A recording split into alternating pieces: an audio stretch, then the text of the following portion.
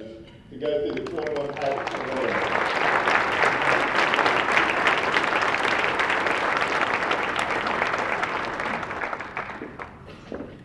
Thank you, big man. Thank you. I tell you, I was a little nervous about that thing. I didn't know which way it was going, but last night at the annual event, and by the way, how many people were there last night? Wow.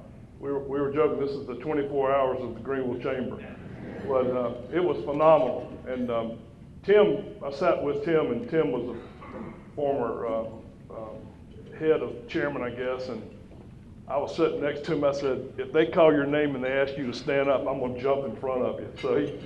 So Tim was in breakdown position all night, waiting on the scariness of me jumping on him. This is a daunting thing to come in front of your community and talk about your core values and really what you know about victory and winning. It's presumptuous. It's almost arrogant, and I take it with a sense of humility, and I get very, very tight and tense before I do this. And the only way I know how to relax myself is to make myself laugh at me. And so I want to tell you a little true story, and my wife said, go ahead and tell that story because you like it so much, and people will learn that you're not the jerk you probably think you are right now.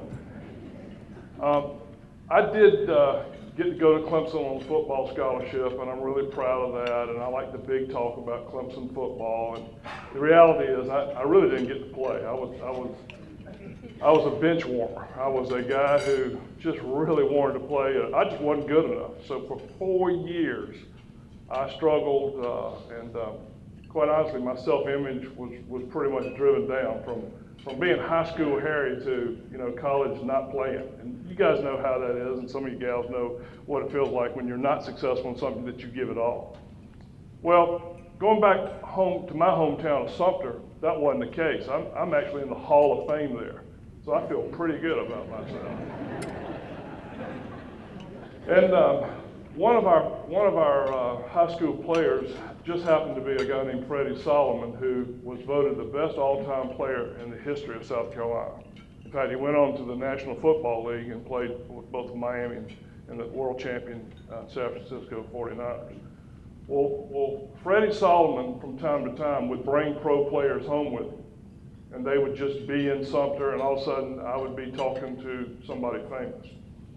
Well, this one particular night we had a reunion in Sumter, and being the great superstar that I think I am there in Sumter, I was like talking to people and just hey, how you doing? Hey, how you doing? People coming up to me, and I was feeling good. Yeah, this is me. How are you? And it got so that even I was a little worn out with talking to people. So I slip over to a side room, and there's probably no one in here I could. Gary, why don't you come up just. So a guy about this size. This is Gary Kirby, one of the great ones from Wade Hampton High School. Okay. Oh yeah. All right. But anyway, I'm up. I'm in Sumter. I've got a beer sitting here, and I'm talking, and I'm sort of got this tone of voice, and this guy's sitting there, and I'm sort of dominating the conversation because he's getting to talk to me, and we're off here in the corner, and the big crowd's not bothering. And now what I'm about to say is accurate and true. This is not a joke. So finally, I took the beer in this hand, and I reached over, and I was going to let him know it was me. I went, Leighton Cubbage. He goes, Walter Payton. I said, Walter, I've heard of you too. And he looks at me and goes, he starts laughing. I said, Walter, I've been talking for like 15 minutes. You made more money in those 15 minutes I'll make all year. That's humility, isn't it? God's perfect timing. That's like Hugh, greatest football player of all time. Big boys talking big, Well, listen, this 21 Habits to Win is something that I was asked to write. How did we take a company from zero to worth a bunch of money? My wife gives me the look, don't talk about money, look.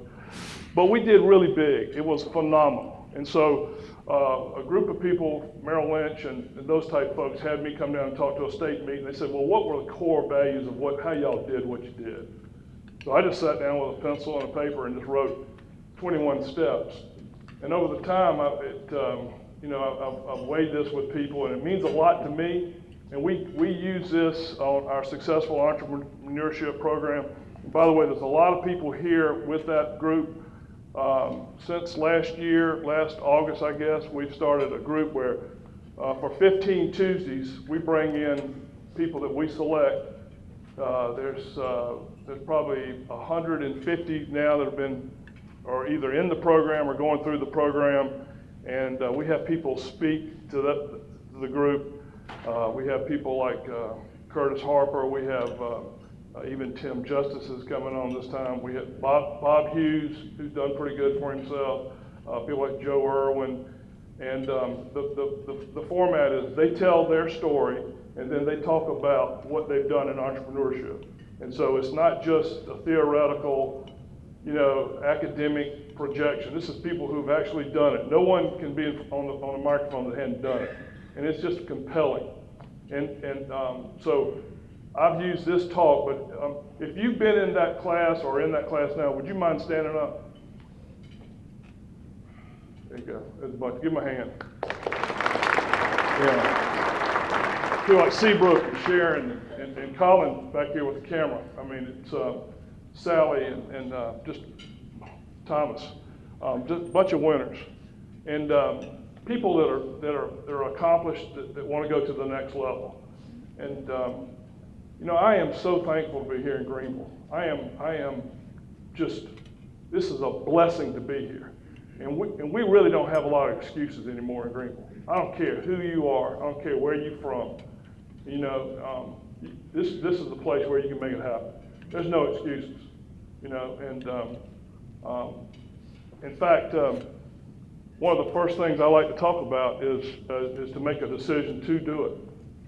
And for me, the moment it happened for me was in my 4th year at Clemson when I realized, you know what? I'm not going to be in the National Football League. In fact, I may not ever get enough plays to letter, okay? I've been here 4 years banging my head. In fact, my grades are so poor, I don't know if I'll graduate. I could spend 4 years and maybe not even have a diploma. And you know what, sadly, in Division I football, in those years, there were hundreds and thousands of players who never got a diploma. And that's just the truth. They had unlimited time they could use you, and you didn't go to class most of the time. And I got all kinds of excuses, but the reality was I was in a jam. So my great big inflated self-image was hitting the rocks. So I looked at myself and I said, I can't keep doing this, and I also sabotaged myself inadvertently.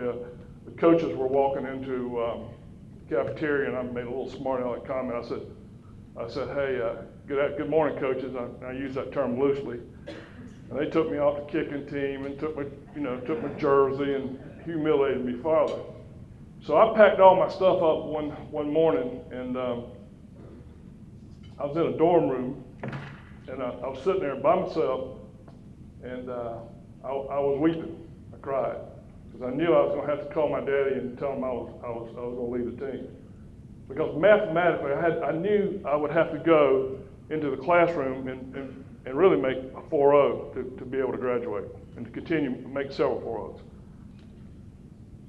So I walked to the wall where we had the old phones hanging on the walls in Mullen Hall, and I called 1-803-773-3142.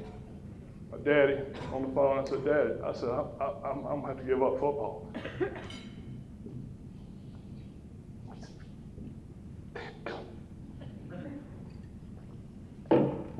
And I told him why. that was, thank you, Lord, that was comic relief there. Yeah. Tammy's over there going, don't cry, big boy, don't cry. I pick up the phone, and my father said these words to me. He said, you're my horse if you never win a race. And right then, pow, I was hit with lightning. I was like, you know what? My father loves me unconditionally. I can win. I can be somebody. I said, I don't know what I'm going to do, Daddy. I don't know where I'm going, but I'm getting out of here, and I'm going to turn this whole thing around, and I'm going to win. I promise you. So I walked out. I said, where am I going?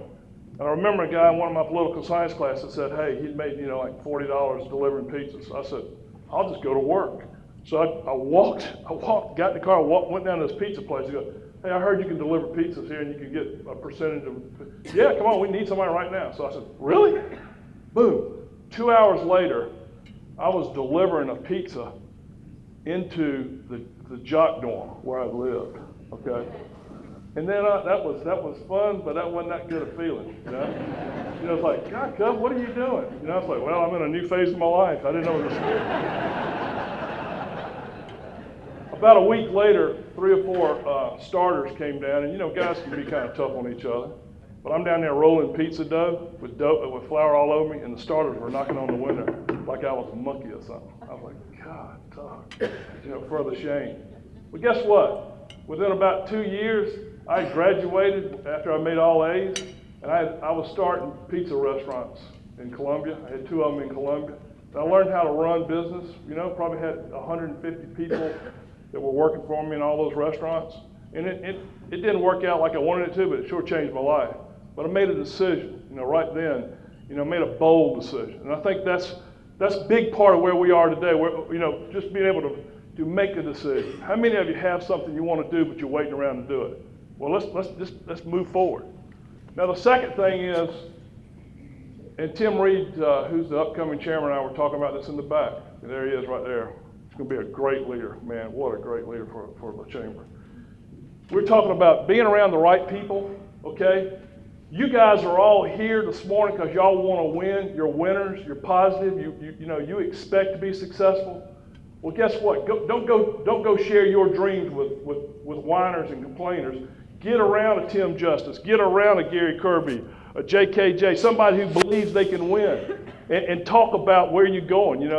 Rig, when you building your bank, you didn't put negative people around you. You had people, can-do people that wanted to play, that wanted to be somebody, and not that can accept growth and accept success and excellence. I know our leader, Art Seaver, at our bank is just, man, what a leader. What a leader. He's positive. He's got vision.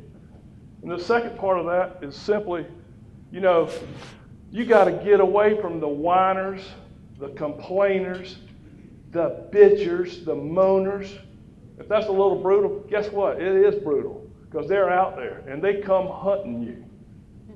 Yeah, we sold a company for a lot of money. Man, it's a choke number. It's ridiculous.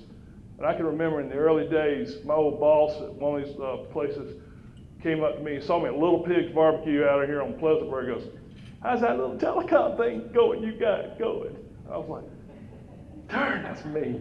God, what a put down to me. I wish I could see him right now. Did pretty good, couple hundred. But, losing is another, that's not just, victory as in some kind of plus and minus column in a sport. It's in your life. So what are forms of losing? I tell you one that knocks people out is alcohol. I mean, I love a cold beer like anybody, but don't go drink 8 of them, You know what I'm saying? And because you can't compete with me in the morning, I guarantee you. If I'm coming to see your customer and we're competing, and I'm fresh and I've had about 8 hours of sleep, I'm going to play. If you come in here hangover, dragging around, you can't be who you want to be, right? I mean, and so a big part of this whole thing is where you are and what you're driving. You're already on this. And this is a big deal. So many people think that when they get a diploma, they're done. Well, I've got a degree in political science. I made a 4.2 GPA. Hey, big deal, That's just the beginning. That's go time. Where are you right now on your personal growth? There's my man right there, Big Stewart, man. Love him. Where are you trying to be? Where are you going? What are you doing? What are you doing for yourself? How are you improving yourself? Got a master's in architecture, is that right? Yeah, and now you're in here listening to some crazy entrepreneur. You were here about 7 this morning. The first guy walking in here, wanting to win, just wanting to win. You know, played football at Georgia. He's a lawyer now, working with Certus. He's in here wanting to win. He's one of the first guys in our entrepreneur program. I mean, I tell you what, it's real simple. You know, you got to show up and you got to work on yourself. Seminars, books, tapes, you know. And sometimes Tammy goes, golly, if you read one more book, your head's going to explode. It's already pretty big. But you don't have to invent this stuff. You just got to go to it. My mother-in-law, Roxy Tanis, is right here, and she's been very successful, and she is an inspiration to me. She's going to be 75, and she made it in a marketing business where she would speak to big crowds. And she told our family that the most valuable thing she owns, and she owns some nice things, is her library. And I'm not kidding. She's got a heck of a library, and she is always reading. She is always searching. She is always writing down notes. She is making tape. It's her. And what a lesson for all of us. You're green and you're growing. Okay, Seabrook's on the front row was getting it on that first entrepreneur class. It blew me away when you were there. I loved it. You know, he's a very, very successful man. Oh, Leighton. Oh, this is a little sappy. Learn to control your thoughts. Guess what? We become what we think about, right? As a man thinketh in his heart, so is he. What the mind of man can conceive and believe he can achieve. That was written by Napoleon Hill, who actually lived in Greenville, passed away here, I guess, in the late 70s. He wrote Think and Grow Rich, which is probably the number two best all-time self-help book. I think y'all know what number one is. I'll tell you in a minute. Dreams. When we were kids, you know, people like Stuart and I were running around in the backyard dreaming we were in the NFL, okay? Or we were playing horsey or cowboy, or the little girls were great at this, right? I mean, we didn't have to have all the toys and the video games. We had all these things in our mind. And then somebody comes along and said, you know, somebody 2 years older probably walks up and says, you know, Thomas, I don't know, man. I don't know if maybe you shouldn't try to go out at Georgia. They're like the greatest football team in Georgia.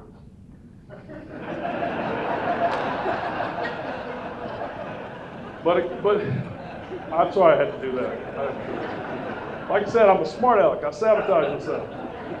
But you look at the fact. Hey, you know what? He was there. He did put one of those big G's on his helmet, and he did come out there and play in the net with the nastiest group of people in the world. I mean, that is a rough place to go, and it's a reason.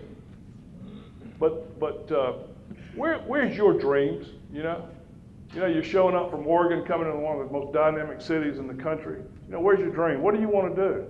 You know, I'll tell you this: the Chamber's the perfect place to plug in. It's like Ben was just talking about, and last night of all the people wanting to give and associate and network. Our sponsor today, you got it on your table. TLC, Accounting and Tax. Where are you? Okay, Kathy? Phyllis? Yeah. I know my wife needs some help in this, and we're going to call you. Okay? That's the way business is done, isn't it? It's valuable. But guess what? Where are your dreams? Where are your personal dreams right now? You know, Rig, what are you dreaming about? What's something you want to do? What's a play you want to make? Well, everybody knows about goals. Oh, that's so 1970. Well, guess what? If you don't have goals, you're going to work for somebody who does. We tell our kids, look, you're either an ox or you're a fox. And the foxes are writing down plans. Without vision, which is really a dream/goal, without vision, you perish. I'll tell you this, retire, take all your stuff away and all your obligations, everything. Go ahead and write the word die down, because you will die. There is no life if you don't have a dream. You got to do something. You got to make something happen. It's not all about making more money sometimes. Sometimes it might be helping some people, but you better get involved in something. You know, retirement's a joke. There's nothing to it. It's like one giant wasted weekend. You know. Yeah, been there. You've been there. Number 8, absolute integrity.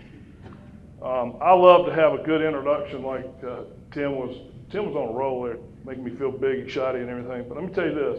I've got a video over here that you would see, oh, wow, look at that. Look what he's done. I've got another video over here of failures and things I hate, okay? But all in between, you know, if you keep your integrity, you can keep doing other dreams. Does that make sense? Your name is worth more than gold and silver. That's in Proverbs. There's 31 Proverbs. It's sort of the operating system of the Judeo-Christian work ethic. It's real easy. It's real simple. A lot of wisdom. If you've been beat up by the Bible or something as a kid and gone to a crazy church or something, hey, read it. You know, a lot of us have. You know, I was scared of God, but Proverbs it's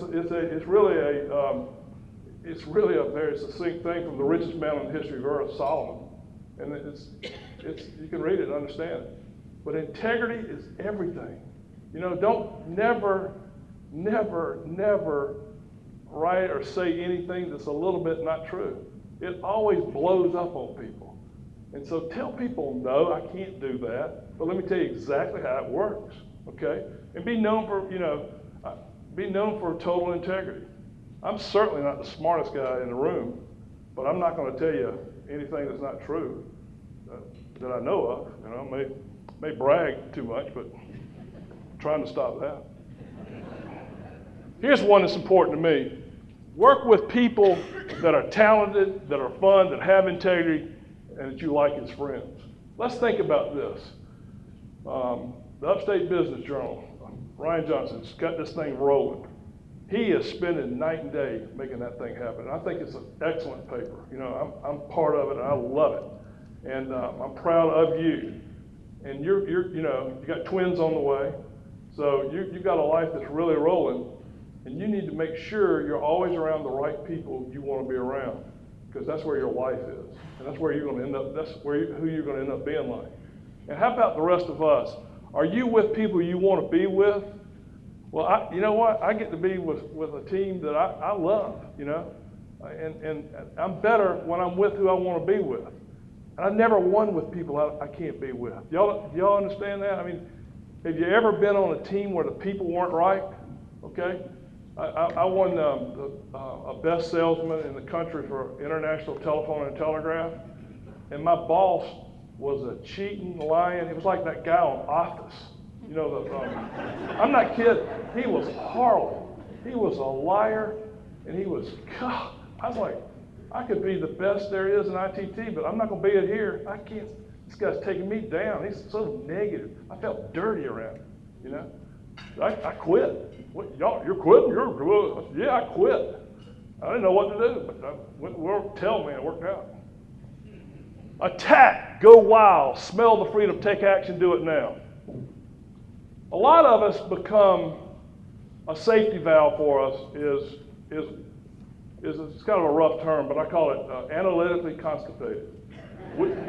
We look at every reason on the left side of the voucher, the right side of the voucher, and we do this great big analytical balance thing that stops us from taking action.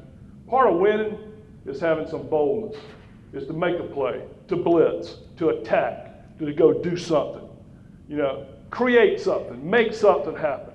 You know, sometimes I take a little note card and I just see how many things I can get done in, say, a certain period of time. And just force the ball upfield. You know, go call somebody. You got people you know you need to be calling, you ought to call them. You see people in here, walk across the room, go stand at that door and tap them when they're coming through there. Right? And go take action. Don't limit yourself with your thoughts. And that's critical. Do it now, too. Just do it now. That's big.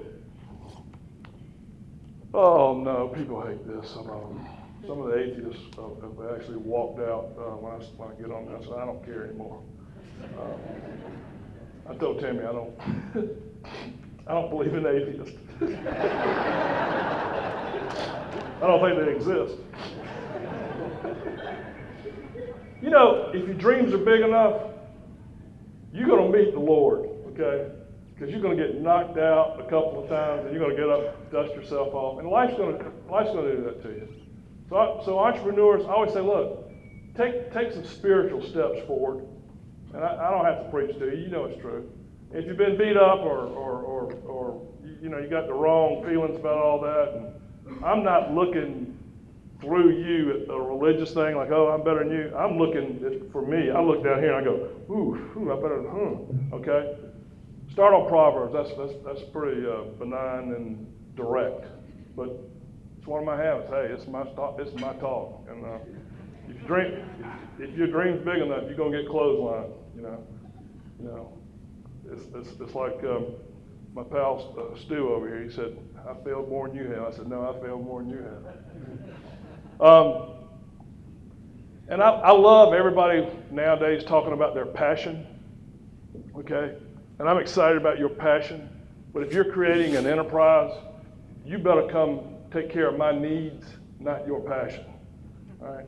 And if you want to have a viable, economic, satisfactory lifestyle, to win, you better step up and find some way to solve other people's needs. Oh, I love your shirt tail out and your hair spiked up and you're going after your passion. But guess what? You're going to go home if you come see me if you don't help me with my passion and what my problems are. So need satisfaction is critical. And then you begin to help enough people with those needs, and then your needs are taken care of. For example, and it's brief commercial, with Cirrus Capital Partners, we go to people that are the Tims, the Curtises, and we go, look, I know you need to make a little bit more money and all, but you definitely don't need to lose any money, right? And they go, that's right. And then I said, well, that's kind of what we do. We're not making big, huge returns, but we're going to be here, and we're going to be here, and we're buying hard assets, 3-bedroom, 2-bath houses, got about 400 of them, we rent them, we sell them. It's not real fancy. It's just sort of, don't. Well, guess what? That fits needs of people, Everybody's not trying to beat the stock market and, get 88% returns and whatever. That just isn't happening anymore. That's where we are. Oh, this is another one of those Victorian work ethic kind of statements. There's a whole bunch of people that are kidding themselves about their work ethic. They're getting off on Friday at 9:45 and coming in late on Mondays, and my gosh, they would feel like they were in a concentration camp if they had to go to work on a Saturday or put in any hours after a 40-hour week. Well, I tell you this: if you're going to do something big, you come tell me how you do it without any effort. There's a book called The 4-Hour Work Week, and somebody gave it to me. I was like, I can't even say good morning in 4 hours. So, I have to get up 4 hours early. But there's a whole bunch of folks not talking about it, but there's still something about lining up and going at it. And the best model I ever had for that was my father, the guy who told me, you're my horse if you never win a race. And then he would come home from the farm dirty, sweating, and it was at night when I would go out to his truck and get on his back and ride into the house. He wasn't in there, playing tennis on the lawn or something. Here's another one for those of you who are out beseeching and looking for business. It's prospecting. Okay, Steve's got one of the best coffee companies in the country, and that rascal will go out and get prospects. And you could be the greatest salesperson in the world. You could be, smooth, polished. But if you got one prospect and that prospect says no, you're out of business. And the real work where you have to put your little guts on the line is getting more prospects. And that's real fundamental, but advanced salespeople who think they're great salespeople, they mess up by not having enough prospects. I have big self-image about me being able to close a sale if I'm really believing something. And I tell you this, I mess up on this. I need to always have a big big deal of prospects going with a process, because then I'm not rushed and pushing, and I've got people that will close. And those of us who have been through it a million times, none of us know who's going to come through on the other end, okay? You put them in on this end, and don't judge them, just keep putting them in, pack that pipeline, it comes out here. But if you start thinking you're the guru of sales, and you're trying to put something together, and you've got one prospect, you're kind of kidding yourself, and that's every enterprise, everything, whether you're raising money for a nonprofit, whether you're building a newspaper or a consulting business, the chamber. We can't expect just a small amount of prospects to do something. It's a numbers game, and it's just real, and it's huge for winning. And I see a lot of us making that mistake, including me. Oh no, here's another one.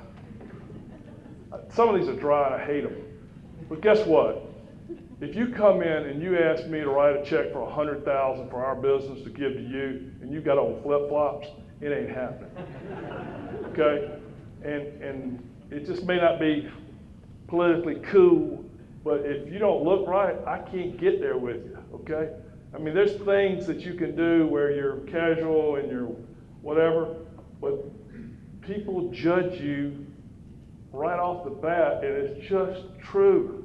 And don't let everybody that's cool around you tell you, hey, let's be cool. And listen, if you're buying, you can wear flip-flops, but if you're selling, you better look like you are the bank, all right? And this group doesn't need that, but there's a whole bunch of people who do, and I just want to cringe. Oh, here's a big one. Ask for help. Ask, A-S-K, ask.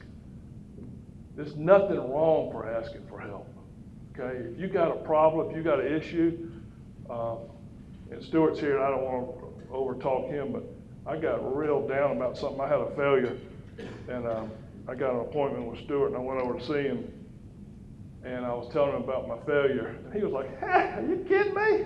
You know how many times I failed?" He started going through he wore me out on things that Stuart probably don't want to put up on a billboard of things he had tried that didn't work. I walked out of there feeling good about myself, Stuart. I felt sorry for Stuart. I was like, poor guy. I know you got 100 gas stations making $1 billion. Hey, Stuart, keep working, buddy. People call me.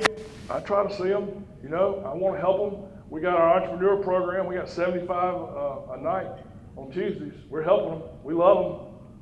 They're looking for help. We all are. Who isn't? Raise your hand if you don't need any help. Guess what? Help somebody else. Okay? That old daddy of mine I like to talk about, Leighton Cubbage, he had a 6th grade education. The school system told him in the little country area, he said he was so smart he didn't need any more school.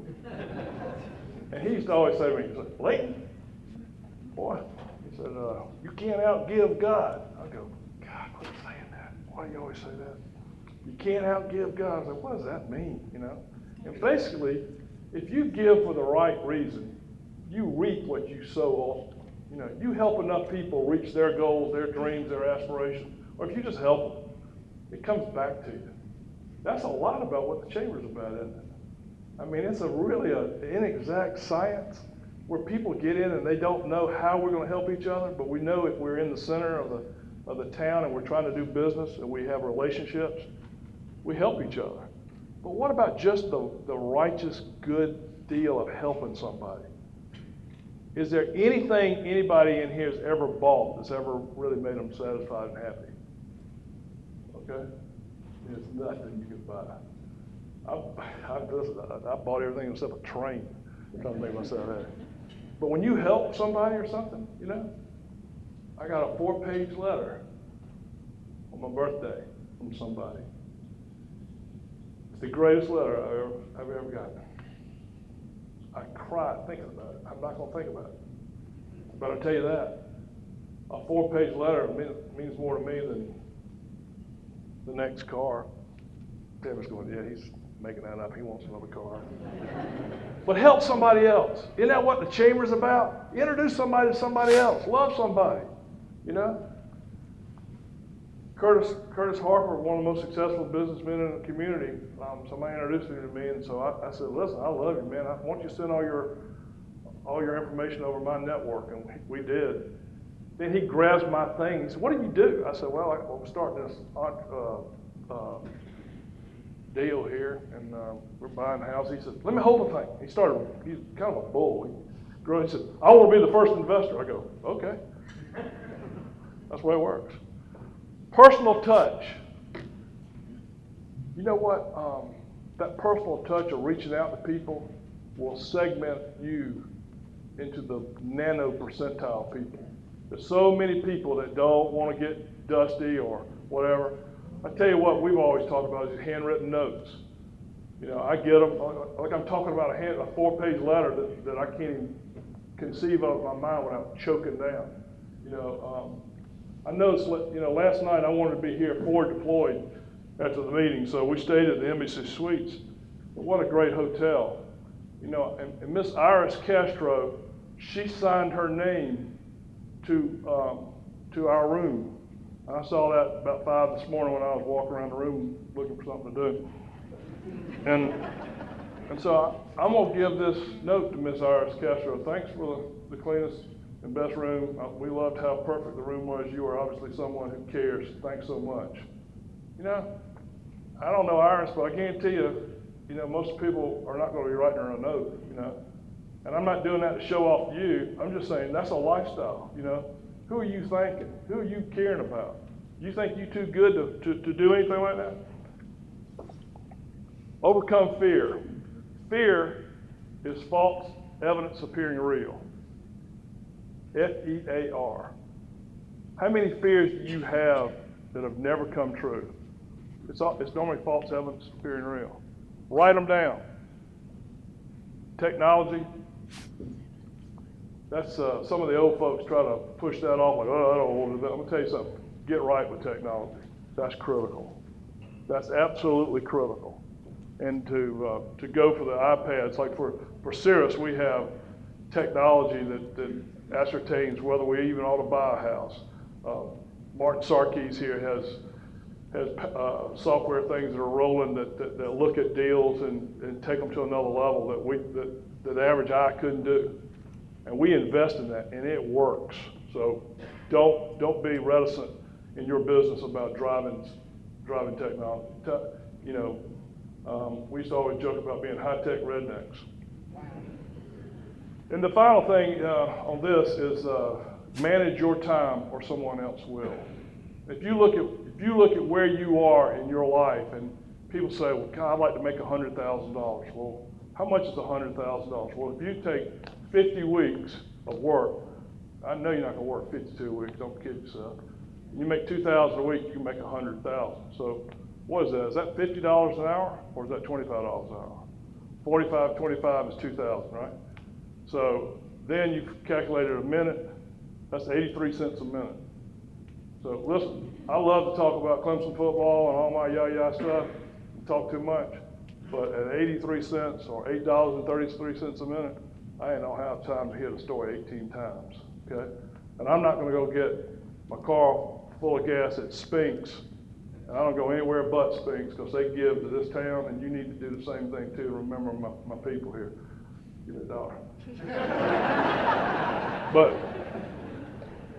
But you can squander your time, and time is of the essence.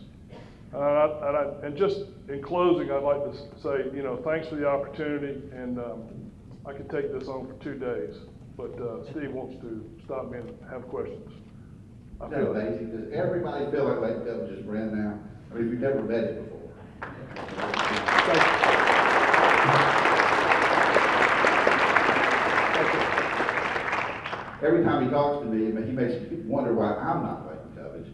We have time for a few questions, if you would, please. I'm going to try to move through these questions as quickly as we can. If you would try to keep your questions germane to the entire group and not too specific to any one topic, but make sure that everybody can enjoy the information that's spread around. So, who's got the first question?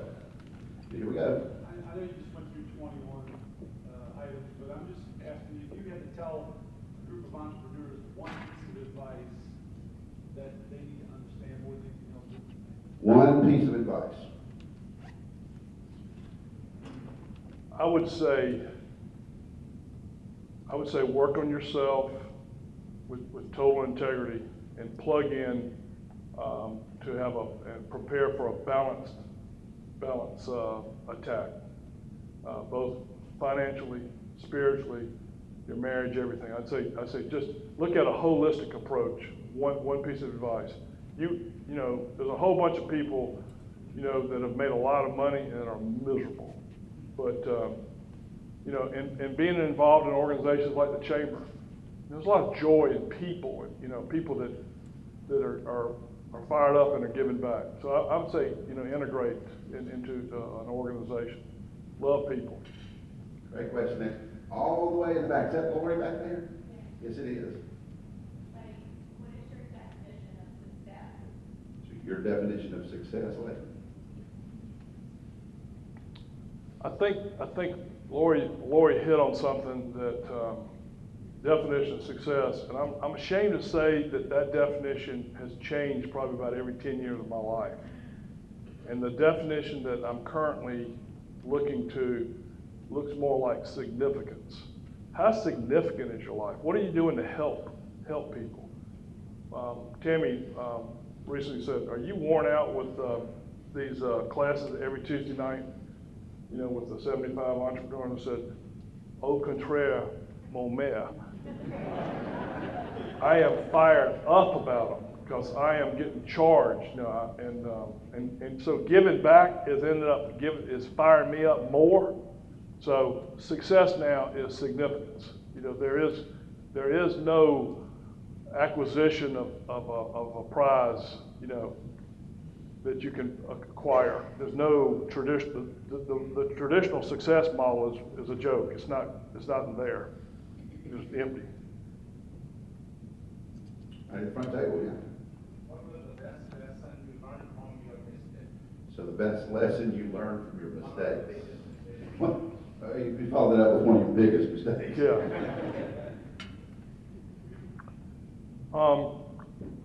One of the great things about where my life is that my wife, we've been together over 10 years, and she is a gifted person in a whole nother dimension. And she has taught me the vigilance of trust but verify. And that was a Ronald Reagan thing.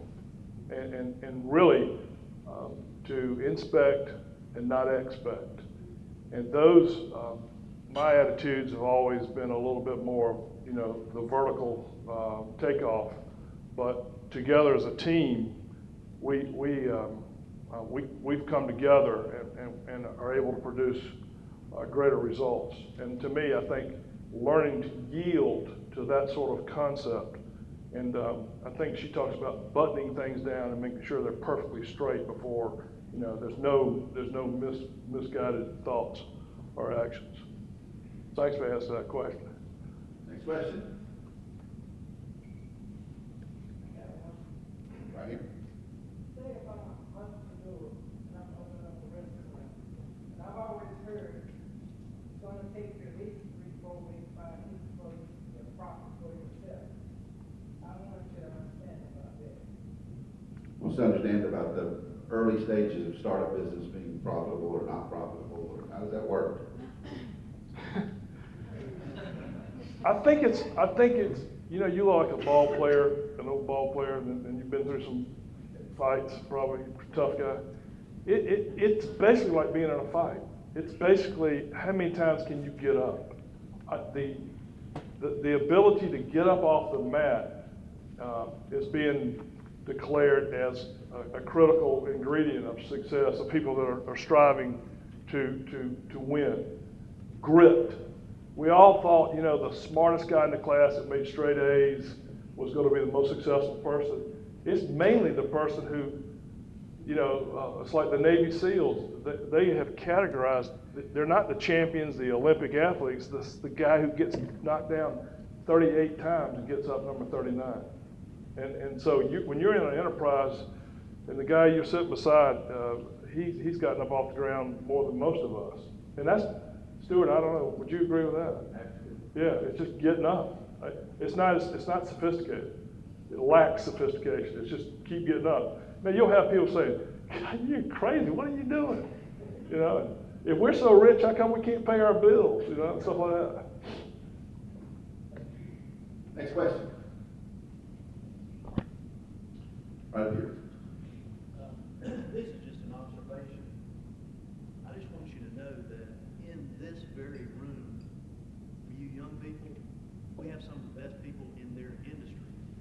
Stuart is a friend of Leighton. They're buddies. They know each other. They have a problem they can get with each other. You don't know this. Ben Haskew has been the chairman, the head of the Spartanburg Chamber, as well as this one. He's one of the best chamber executives in the industry. And you can just look around and see some of the best people. Come to these events. Don't miss them. You're getting what is exactly almost free. The ideas of some of the best in the industry, in every industry. So it's a big deal, and we appreciate it.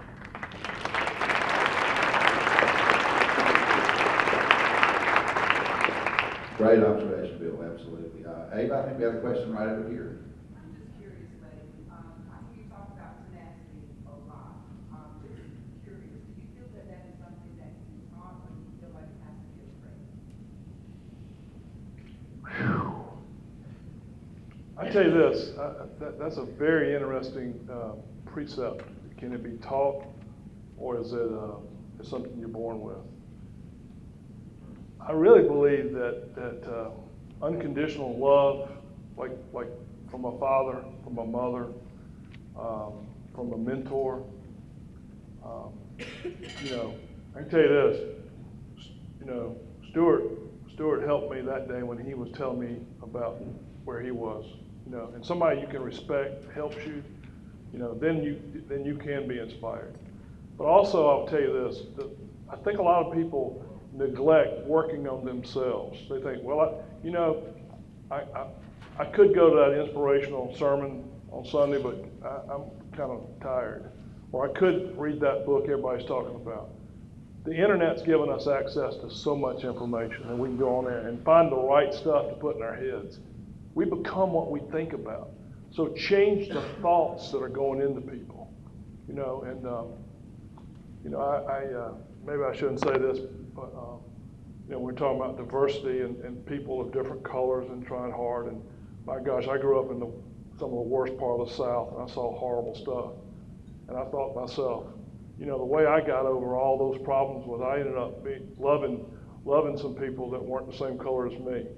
And I hung out with them, and I knew, you know, they were smarter than me and better athletes than me and more fun than me. And so just being hands-on and getting in there and changing my thoughts was critical. So I think that grit thing is driven a lot by the software that we each have. So pour software into people that you can. And love people. Most people are hurt. You know, I got things that bother me that you wouldn't trade your problems for my problems, you know. And I probably wouldn't want yours either, you know. So we need to treat each other with some kindness and love and respect. And that to me is, you know, a message from someone else, not me. Next question. Right back here. So as I was growing up, my mother would always say to us, tell me who you hang around with and I'll tell you who you are. So how much stock do you put into that? So the phrase, tell me who you hang around with and I'll tell you who you are. What do you think of that? Think about, why do people spend so much money on those little tiny ads on the Super Bowl? Because they're going to change a thought in somebody, all right? And if you're hanging around somebody who says, oh, we can't do that. No, I wouldn't do that. We're not good enough to do that. We're not good enough to be in the Poinsett Club. We're not good enough to have this car or live here, or our kid shouldn't go to this school. We shouldn't start a coffee company. Oh, you can get coffee everywhere. This guy's sitting in the White House a couple years ago, weren't you? I was. Okay, from selling coffee, okay? That's a high-tech deal. Man, how'd you ever think of coffee? Well, that was brilliant. So we do. I mean, but you get around, you know, and he plugged himself into the small business group here and is active in it, hands-on. So he's bumping into other winners all the time that are going, hey, how's your coffee thing going? And then he's going, oh, pretty good. Let me deliver some over there to you. I think, so your mama's exactly right. Your mama, most mamas can say those things, and we don't hear them until about 20 years later, and then Paraphrase, your mother is always right. We have time for one more question, and right in the back here, Patrick.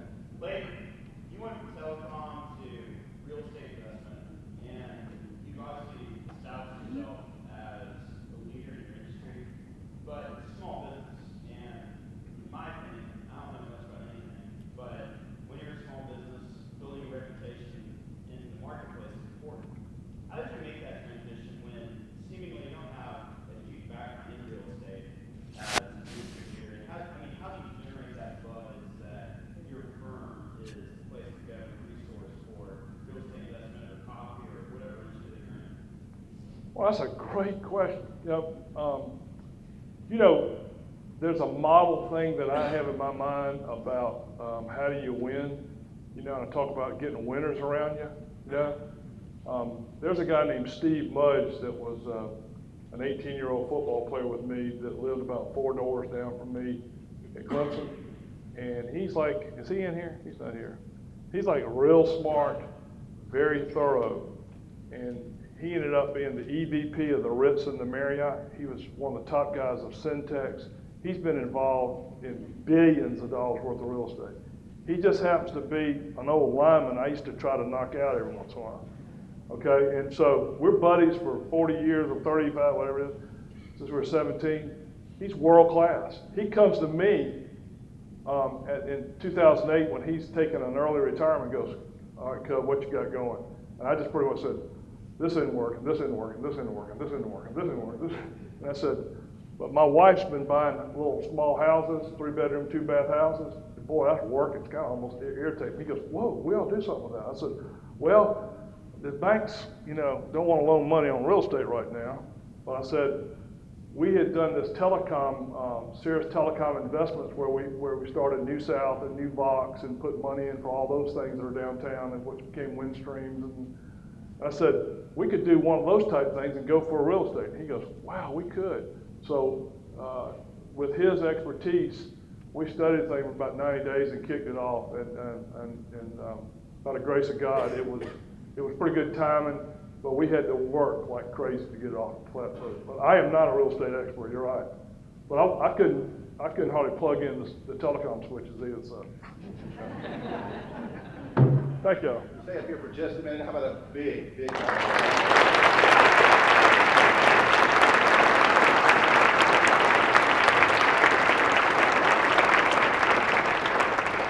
It's always great to have an opportunity to hear from somebody like Leighton, and we have a token of our appreciation for you, Leighton. This is a copy of the new book, Reimagining Greenville. We've actually had it personalized by John Boydowski, who's the author. Wow. Leighton, we sincerely appreciate you spending time with us this morning. Thank you. Thank you. And God bless all y'all, and thanks for the chamber.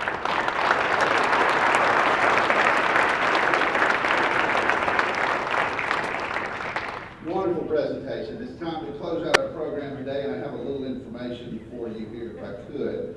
Our next meeting, what a series of meetings. This is a new event for us. It's the second of our year-long series. Last month we had the privilege of hearing from Stuart Spinks. This month from Leighton Cubbage, and next month we're actually going to have a presentation by the next high school board to talk about that initiative. Now, a lot of you know, and some of you may not be familiar with the economic development platform of the Chamber to increase the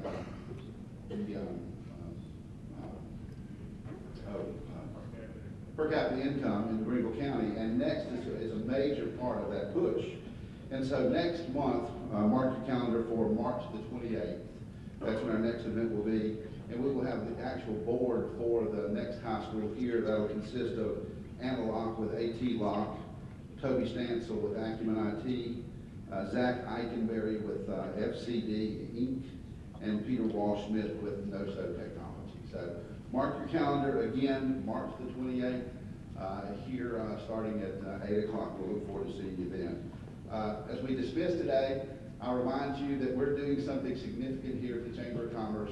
And when I say the Chamber of Commerce, I'm not talking about the leadership, and I'm not talking about the building, I'm talking about you. We are the Chamber of Commerce. And together, we are building one of the premier business communities in the world. I thank you for your time and consideration. This meeting is adjourned.